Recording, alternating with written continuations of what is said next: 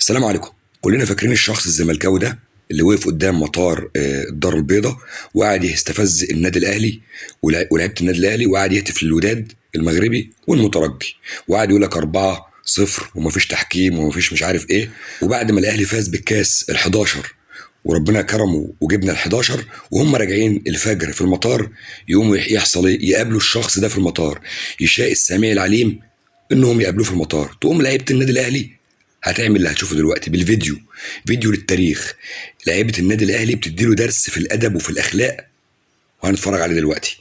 بتديله درس عمره ما ينساه في حياته. ولما حسوا انه انهان وعمل مشكله في المطار وحب يعرف اسم وبيانات مصطفى شوبير، السيد عبد الحفيظ بيرد عليه رد قاسي جدا وقذف جبهه. تعالوا هنشوف الفيديو مع بعض. قبل بس ما نشوف الفيديو صلوا بينا على النبي، اشترك في القناه، فعل زر الجرس، كمان شير الفيديو، حطوا لايك جميل، وتعالوا نتفرج في لعيبه الاهلي عملت في الشخص الزملكاوي ده ايه. يلا بينا.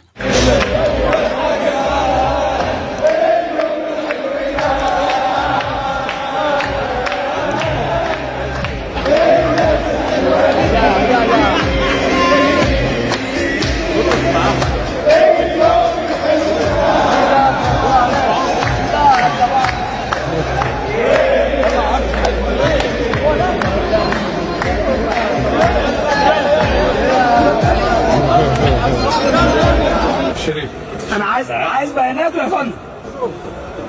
يا فندم انا عايز بيانات الشخص اللي هزقني. اديتي الكوميساريه. ماشي.